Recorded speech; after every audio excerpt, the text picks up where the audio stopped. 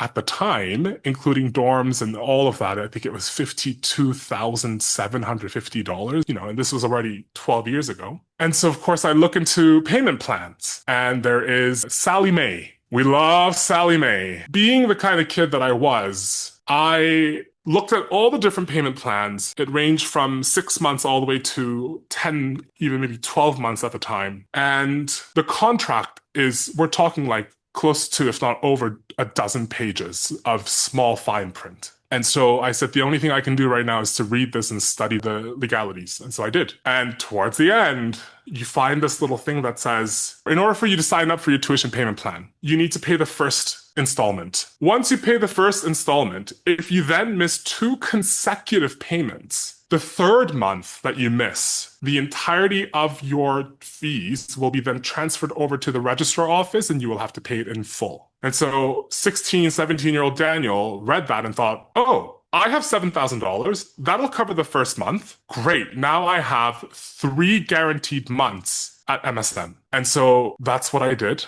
And I moved. And by the time it got to mid-November, of course, the school caught on. So I'd go into a group theory class, and there's attendance, and they'd say, oh, I don't see your name here. It says, to go speak to registrar. And I avoided it for a while. And of course, then the dean of students would call me in, and she just gave me a really tough lesson. She was like, listen, there are people that are far more talented than you. We had a student who just lost his father to cancer and we couldn't give him any more scholarships. So why do you think that you deserve this? And so in my mind, I said, I need to find a work study position that I can do over the winter break so I don't leave the dorms.